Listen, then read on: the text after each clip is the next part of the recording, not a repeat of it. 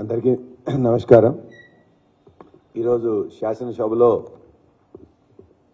ముఖ్యమంత్రి గారు, మంత్రులు, అదేవిధంగా కాంగ్రెస్ సభ్యులు కూడా మా వక్తల మీద ముఖ్యంగా ఇవాళ బడ్జెట్ ప్రసంగంపై ప్రసంగించిన పెద్దలు గౌరవనీయులు కడియం శ్రీహరి గారి మీద కూడా అసభ్య పదజాలంతో ఇవాళ వాళ్ళు మాట్లాడడం జరిగింది. ముఖ్యమంత్రి గారు ఎల్ఓపి గారి మీద, కేసీఆర్ గారి మీద కూడా సమయ సందర్భం లేకుండా ఇవాళ ఇష్టం వచ్చినట్టు అసభ్య పదజాలంతో మాట్లాడడం జరిగింది. మేము దాన్ని వారు మాట్లాడుతున్నప్పుడే నిరసించాం. ఇవాళ శ్రీహరి గారు మాట్లాడుతున్నప్పుడు సభలో ముఖ్యమంత్రి గారు కానీ, ఎల్ఏ మినిస్టర్ కానీ, లేకపోతే ఫైనాన్స్ మినిస్టర్ కానీ మాట్లాడాలి. అసలు వాళ్ళు ఎవరు లేరు. ఉన్న వాళ్ళు ఎవరు కూడా మాట్లాడడానికి ఏదో మాట్లాడుతుంటారు, తిట్టే ప్రయత్నం చేస్తుంటారు.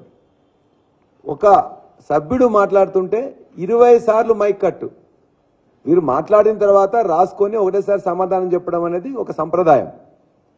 కానీ ప్రతి మాటకు వాళ్ళు ఏదో కట్ చేసి మన ఫ్లో తగ్గించాలని, లేకపోతే మనం చెప్పిన వాస్తవాలు ఏమో ప్రజలకు పోద్దని చెప్పేసి ఒక దుష్ట పన్నాగం. అదేవిధంగా ప్రతి నిమిషం కూడా కొత్త సభ్యులైన వాళ్ళని కూడా రెచ్చగొట్టే విధంగా వారు మాట్లాడకపోతే ముఖ్యమంత్రి గారు, మంత్రులే వాళ్ళని రెచ్చగొట్టు చేస్తున్నారు. ఇది సైగలు చేసి లేకపోతే చిట్టీల మీద రాసిచ్చి చెప్తున్నారు. ఈ విధంగా రాజగోపాల్ రెడ్డి గారు మాట్లాడిన దాన్ని మేము అందరం కూడా మాట్లాడి చెప్తే కూడా ఇవాళ ఒక దళిత సీనియర్ నాయకులు, 4 దశాబ్దాల సీనియర్ నాయకులు, అనేక శాఖలు చేసిన శ్రీహరి గారి మీద కూడా ఈ విధంగా మాట్లాడడం ఖండిస్తున్నాం. దాన్ని తొలగించాలని ముందు అక్కడ కూడా చెప్పినాం. ఇవాళ కూడా స్పీకర్ గారిని కోరుతున్నాం. అదేవిధంగా ఎల్ఓపి కేసీఆర్ గారి మీద ముఖ్యమంత్రి గారు మాట్లాడడం, వారు మాట్లాడమే కాదు ఇదే తెలంగాణ భాష అని అంటారు. ఇలా వారు దేని గురించి మాట్లాడుతున్నారు? వారు కేసీఆర్ గారు ముఖ్యమంత్రిగా ఉన్నప్పుడు వారిని ఏ విధంగా దూషించిండ్రు, అసభ్యకరంగా ఏ విధంగా మాట్లాడినరు. ముఖ్యమంత్రి కేసీఆర్ గారు ఉన్నప్పుడు కాల్చి చంపాలని చెప్పేసి కూడా మాట్లాడిన వారు రేవంత్ రెడ్డి గారు. ఇవాళ భాష గురించి, సంస్కృతి గురించి, చరిత్ర గురించి వారు ఏది మాట్లాడితే అదే సంస్కృతి, చరిత్ర అని చెప్పి అనుకుంటున్నారు. వారు ఇవాళ ఎవరికి ఉన్నారు? సమైక్యాంధ్ర భావ వారసుడు రేవంత్ రెడ్డి గారు. చంద్రబాబు అండ్ కో కంపెనీ ఏదైతే ఉన్నదో వాళ్ళు ఇలా రేవంత్ రెడ్డిని అడ్డుపెట్టుకొని ఇక్కడ తెలంగాణ ఆనవాళ్లు చేర్పేయడానికి, తెలంగాణ అస్తిత్వాన్ని చెడగొట్టడానికి, తెలంగాణ రాజముద్రను, తెలంగాణ తల్లి, తెలంగాణ బోర్డులు అన్నింటినీ చేర్పేయడానికి అని చెప్పి చంద్రబాబు అండ్ కో చెప్పిన విధంగా రేవంత్ రెడ్డి గారు నడుచుకుంటున్నారు. వారు చెప్పినట్టు అదే భాష మాట్లాడుతున్నారు. ప్రజలు గమనిస్తూ ఉన్నారు. ఇవాళ శాసనసభలో మేము మాట్లాడిన తర్వాత ఏమన్నా అభ్యంతరకరంగా ఉంటే వాళ్ళు తొలగించవచ్చు. అసలు మాకు అవకాశమే ఇవ్వరు. 39 మంది సభ్యులుంటే మాకు 30 నిమిషాలంట. ఒక్క సభ్యుడున్న సిపిఐ గారికి 1 అవర్, 7 సభ్యులున్న ఎంఐఎంకి 1.5 అవర్. అంటే ఎంత దుర్మార్గంగా వాళ్ళు చేస్తున్నారంటే, మాట్లాడనీయడానికి అర్ధగంట ఇస్తా అని చెప్పేసి అందులో 10-15 కట్లు, లేకపోతే 10 మంది మంత్రులు, సభ్యులు మాట్లాడుతుంటారు. ఇది ఎక్కడి సంప్రదాయం? మధ్యలో వాళ్ళు ఎక్కడైనా తక్కువ మాట్లాడలేకపోతున్నారని చెప్పంటే ముఖ్యమంత్రి గారు లేచి అసభ్యంగా మాట్లాడుతుంటారు. అది తెలంగాణ భాష కాదు. తెలంగాణ భాష ఏంది, చరిత్ర ఏందని, సంస్కృతి ఏందని 4 కోట్ల ప్రజలకు తెలుసు. 4 కోట్ల ప్రజలు రేవంత్ రెడ్డి గారి కాంగ్రెస్కి ఓటు వేయలే. 1.6, 1.7% మాత్రమే మాకంటే వారికి ఓట్లు ఎక్కువేసిండ్రు. మాకు ఏదైతే 39 సీట్లు ఇచ్చి ఇంత పర్సంటేజ్ ఓట్లు వేసిన ప్రజలకు ఆకాంక్షలకు అనుగుణంగా మాకిచ్చిన ప్రతిపక్ష పాత్రను ఖచ్చితంగా పోషిస్తాం. ఏదైతే 6 హామీలు, 6 గ్యారంటీలు, 13 హామీలు ఇవ్వాలని చెప్పి మా శ్రీహరి గారు చెప్పినరో అవి చేసేదాకా కూడా ఖచ్చితంగా నిలబడి ఖచ్చితంగా అడుగుతాం, నిలదీస్తాం, అవసరమైతే పోరాటం చేస్తాం. శాసనసభ వేదిక అయితే అక్కడ చేస్తాం, శాసనసభ బయటనే చేస్తాం. శాసనసభ బయట మేము ఇంతవరకు 10 సంవత్సరాల నుంచి నడిచినప్పుడు కూడా ఏనాడు కూడా అక్కడ పోనీయకుండా, ఒక ఎమ్మెల్యేలను పోనీయకుండా లేదు. శాసనసభ ప్రతిపక్ష నాయకునికి ఇచ్చిన రూమ్ ఇలా అసెంబ్లీ, ఉమ్మడి అసెంబ్లీ ఉన్నప్పటి నుంచి, తెలంగాణ అసెంబ్లీ ఉన్నప్పటి నుంచి కూడా వాళ్ళు 5 ఉన్నా కూడా అదే ఇచ్చినాం. అర్ధరాత్రి దానికి మూసేసి గొడగట్టేసి కలరేసి పడేసింది. ఏంటంటే మీకు ఇస్తామన్నాం కదా అని చెప్పేసి మాకు ఇచ్చినాం అనేది ఇప్పటిదానికి ఇవ్వలే. అంటే ప్రతిపక్ష నాయకునికి ఇచ్చే గదిని ఇవాళ వాళ్ళు మొత్తం కూడా తీసేసుకుంటారు, అగౌరవపరుస్తారు. అక్కడ ప్రెస్ కూర్చుంటుండే ఇంతకుముందు ఉన్న కమిటీ హాల్లో తాళం వేసేసి ప్రెస్ను కూర్చొనియారు. లేక అక్కడికి ఏదైతే ప్రెస్ మీట్ పెట్టిందో ప్రెస్ మీట్ దగ్గర పోవడానికి మా ఎమ్మెల్యేలనే సభ్యులను కూడా అక్కడికి పోనీయట్లేదు. నీ కంచెలు ముఖ్యమంత్రి ప్రగతి భవన్లో ఉండట్లేదు కాబట్టి తీసినట్టు నాటకమాడి ఆ కంచెల్ని అలా రేవంత్ రెడ్డి చుట్టూ ఇంటి చుట్టూ వేసుకున్నారు. ఇవాళ అసెంబ్లీలో లోపల మొత్తం కంచెలు వేసిండ్రు. అదేవిధంగా అసెంబ్లీ బయట కూడా 3 రెట్లు కంచెలు వేసిండ్రు. కంచెలు ఇవాళ అందరికీ తెలుసు ఎక్కడ వేసిండ్రు, ఎక్కడ తీసిండ్రు, ఎక్కడ వేసినది అందరికీ తెలుసు. ముఖ్యమంత్రి ఉండట్లేదు కాబట్టి ప్రగతి భవన్ ముందు తీసింది తప్ప ముఖ్యమంత్రి ఉన్న దగ్గర అంత 4 రెట్లు కంచెలు వేసిండ్రు. ఆ కంచెలు అందరికీ అన్ని అవపడతాయి.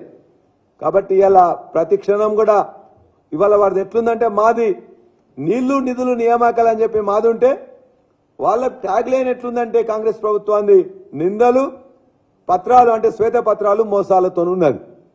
కాబట్టి ఇవన్నీ కొన్ని రోజులు గత ముఖ్యమంత్రి గారిని తిడతనేమో భారత రాష్ట్ర సమితిని తిడతనేమో నడుస్తాయి తప్ప ఇవాళ మీరు ఇలా తెలంగాణకు వ్యతిరేకంగా నడుస్తున్నారు, తెలంగాణకు వ్యతిరేకంగా మాట్లాడుతున్నారు, తెలంగాణ వాదులను తెలంగాణ నాయకులను కించపరుస్తున్నారు. అది నడవదు కాక నడవదు. రాజముద్రను చెరిపేస్తారట. రాజముద్రలో ఉన్న 3 ఏమున్నాయి? ఒకటేమో 3 సింహాలు. ఎవరు తీసుకొచ్చిన దాన్ని? ఆనాడు కాంగ్రెస్ ప్రభుత్వం, నెహ్రూ ప్రభుత్వం అక్కడ సారనాథ్ శిల్పం నుంచి వెళ్ళి సారనాథ్ యొక్క దాని నుండి అశోకుడు చక్రవర్తిగా ఉన్న దాని నుంచి వెళ్ళి ఆనాడు దాన్ని తీసుకున్నారు.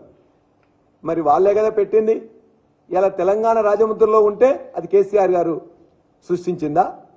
లేక 1100 సంవత్సరాల నాటి కాకతీయుల నాటి ఆ కళా తోరణం ఇలా వరంగల్లు ప్రజలకు, వరంగల్లు ప్రాంతమే కాదు ఈ భారతదేశంలో అనేక ప్రాంతాలు కూడా కాకతీయులు ఏలేను. కాకతీయులు ఏలినప్పుడు వారు ఏ విధంగా పాలన ఉంది, ఏ విధంగా గొలుసుకట్టు చెరువులు ఇచ్చిండ్రు, ఏ విధంగా సంస్కృతి ఉన్నది, పెద్ద పెద్ద చెరువులను ఏ విధంగా తవ్వించిండ్రు, 1000 స్తంభాల గుడి కావచ్చు, ఇతర అన్ని కూడా ఏ విధంగా కోట, వరంగల్ కోట కావచ్చు, అవన్నీ చూస్తే కూడా చారిత్రక సంస్కృతి ప్రతిబింబిస్తుంది. దానికి ఇలా వ్యతిరేకంగా ఓరుగల్లు ప్రజలను అవమానపరిచే విధంగా కాకతీయులను ఇవాళ మొత్తం కూడా వాళ్ళు కాకతీయ యొక్క వారసత్వ సంపదను చెడగొట్టే విధంగా చర్య తీసుకుంటున్నారు. ఇది కూడా చంద్రబాబు అండ్ కో వాళ్ళు చెప్పినట్టే వీరు చేస్తున్నారు. ఇంకొకటి 450 సంవత్సరాల కింద కట్టిన చార్మినార్ మత ప్రతీకగా ఉన్నది, మత సామరస్యానికి ప్రతీకగా ఉన్నది. ఆనాడు కలరా సోకి అనేక మంది, వేలాది మంది చచ్చిపోతే వారికి గుర్తుగా అనేక మందికి పని కల్పించడానికి గుర్తుగా పెట్టుకున్న చార్మినార్ని అలా ఏదో రాజులకు సంబంధించిందని చెప్పేసి ముస్లిం వ్యతిరేక చర్యగా దాన్ని మేము భావిస్తా ఉన్నాం. అదేవిధంగా సిఆర్ గారు మాట్లాడుతున్నప్పుడు రాజముద్ర గురించి అక్కడున్న సభ్యులు మాట్లాడుతుంటారు. ఏ విధంగా గోల్కొండ కోట నుంచి వెళ్ళి ఎగరేస్తారు జెండా అని చెప్పేసి. మరి ఇదే నెహ్రూ ప్రభుత్వం, కాంగ్రెస్ ప్రభుత్వం గత 75 సంవత్సరాలుగా ఎర్రకోట నుంచి ఎగరేస్తున్నారు. ఎర్రకోట రాజచిహ్నం కాదా? గోల్కొండనే మాత్రమే రాజచిహ్నమా? కాబట్టి దీన్ని ఖచ్చితంగా ఖండిస్తూ ద్వంద్వ వైఖరిని విడనాడాల్సిందిగా వాళ్ళందరినీ కూడా మేము కోరుతా ఉన్నాం. అంతేకాకుండా ఇప్పుడు కొత్తగా ఇయాటి నుండే మాట్లాడుతున్నారు రాజీవ్ గాంధీ విగ్రహాన్ని ఇవాళ తెలంగాణ సెక్రటరియట్కి వ్యతిరేకంగా అమరవీరుల స్తూపానికి వ్యతిరేకంగా ఉన్న మధ్య ప్లేస్లో పెడతామని. మేము ఆల్రెడీ దాన్ని పెట్టాలని చెప్పేసి ప్లాన్ చేసి దానికి సంబంధించిన మొత్తం కూడా డిజైన్ చేపించేసి ఆర్డర్స్ చేయడం జరిగింది. దీన్ని కాదని ఇవాళ తెలంగాణతో సంబంధం లేని ఇలా రాజీవ్ గాంధీ గారి బొమ్మ పెట్టాలని చెప్పేసి అనుకుంటున్నారు. ఇది వాళ్ళ భావ దారిద్ర్యం తప్ప మరొకటి కాదు. ఇవాళ ఏదైతే ఈ చర్య తీసుకుంటున్నారో తెలంగాణ ప్రజల మీద దాడి, తెలంగాణ భావజాలం మీద దాడి, తెలంగాణ హక్కుల మీద దాడి, తెలంగాణకు సంబంధం లేని రాజీవ్ గాంధీ గారి విగ్రహాన్ని అక్కడ పెట్టడం అంటే నిజంగా తెలంగాణ ప్రజలను అవమానపరచడమే, తెలంగాణ తల్లిని అవమానపరచడమే. తెలంగాణ మొత్తాన్ని కూడా ఇప్పటికే అనేక పేర్లు పెట్టారు. వాళ్ళు పెట్టిన దానికంటే పక్కనే ఇందిరాగాంధీ గారి విగ్రహం ఉన్నది, మరో చోట రకరకాల వాళ్ళ యొక్క కాంగ్రెస్ నాయకుల విగ్రహాలు ఉన్నాయి. మేము మా విగ్రహాలు కానీ ఇంకోరి కానీ 10 సంవత్సరంలో పెట్టలే. అనేక మంది దేవతల పేర్లు పెట్టినాం, కాళోజీ గారి పేరు పెట్టుకున్నాం, జయశంకర్ గారి పేరు పెట్టుకున్నాం, కొండా బాబూజీ గారి పేరు పెట్టుకున్నాం, పివి నరసింహరావు గారి పేరు పెట్టుకున్నాం. తెలంగాణ మేధావుల పేర్లు, తెలంగాణ ఉద్యమకారుల పేర్లు, తెలంగాణ భావకుల పేర్లు పెట్టుకున్నాం తప్ప ఇలా భావ దారిద్ర్యంతో కాంగ్రెస్ మళ్ళా రాజీవ్ గాంధీ గారి పెడుతున్నారంటే ఇది నిజంగా తెలంగాణ ప్రజలు మేధావులు ఆలోచించాలి. తెలంగాణ ప్రభుత్వం వెంటనే స్పందించి ఇక్కడ పెట్టకూడదని చెప్పేసి మేము డిమాండ్ చేస్తున్నాం. విరమించుకోవాలని కోరుతున్నాం. తెలంగాణ తల్లిని అవమానించొద్దని కోరుతున్నాం. తెలంగాణ భావజాల మీద దాడి చేయొద్దని చెప్పేసి ఇలా కాంగ్రెస్ ప్రభుత్వాన్ని మేము కోరుతా ఉన్నాం. కాబట్టి ఇవాళ తెలంగాణ అసెంబ్లీలో మా గొంతు నొక్కుతా ఉన్నారు. తెలంగాణ అసెంబ్లీ పరిధిలో మమ్మల్ని నడవకుండా చేస్తా ఉన్నారు. ఇవాళ ముళ్ళ కంచెలు ఒక దగ్గర తీసినామని చెప్పి 3 చోట్ల విపరీతంగా ముళ్ళ కంచెలు వేసిండ్రు. కంచెలు, ఆంక్షలు, బూతు పదాలు, వీటితోని ఇలా ఈ ప్రభుత్వం బుల్డోజ్ చేద్దామంటే నడవదు. నిన్ననే నల్గొండలోనే గత కేసీఆర్ గారు ప్రతిపక్ష నాయకులు అన్నిటికి కూడా సవాళ్లకు సమాధానాలు చెప్పిండ్రు. మీరు బయట ఏం మాట్లాడతారో దానికి సిద్ధంగా మేము ఉన్నాం. సభా సాంప్రదాయాలకు అనుగుణంగా భాష మంచిది వాడి అక్కడ మాట్లాడాలి. దానికి ఎంతైనా మేము సిద్ధపడతాం. చివరిగా ఒకటే మాట, మాకు మీరు కావాల్సినంత టైం ఇచ్చి మైక్ కట్ చేయకుండా 2 రోజులైనా ఇస్తామని చెప్పి మీరు ఎందుకు ఇవ్వలేకపోతున్నారు? ఎందుకు భయపడుతున్నారు? ఎందుకు వినడానికి సిద్ధంగా లేరు? ప్రజల దగ్గరికి మా వాయిస్ ఎందుకు పోనివ్వట్లేదు? ఇది మీరు పునః పరిశీలించుకొని మా మీద ఏదైతే శ్రీహరి గారి మీద మాట్లాడిన రాజగోపాల్ రెడ్డి చేసిన వ్యాఖ్యలను తొలగించాలి. మొదటిది. రెండోది, ముఖ్యమంత్రి ఇవాళ ఎల్ఓపి లీడర్ మీద మాట్లాడిన భాష తొలగించాలి. మూడోది, ఇప్పటి వరకు గత 10 సంవత్సరాలు ఏ విధంగా ఉన్నాయో అదే విధంగా ప్రెస్ ఏరియాకి మమ్మల్ని అనుమతించాలి. అదే విధంగా ప్రెస్ వాళ్ళందరినీ ఇంతకుముందు ఏ విధంగా చేసినామో ఆ ప్రెస్ వాళ్ళందరినీ కూడా అనుమతించాలి. చివరిగా, ఇవాళ ఏదైతే రాజీవ్ గాంధీ విగ్రహానికి తలబెట్టిండ్రో అది తెలంగాణ ప్రజల మీద దాడి కాబట్టి దాన్ని విరమించుకోవాలని చెప్తూ ఈ విధమైన ఖచ్చితంగా ఇటువంటి చేస్తే మాత్రం ప్రజలు ఊరుకోరు. ప్రజల భావోద్వేగాలతో ఆడుకోవద్దని కూడా మేము హెచ్చరిస్తా ఉన్నాం.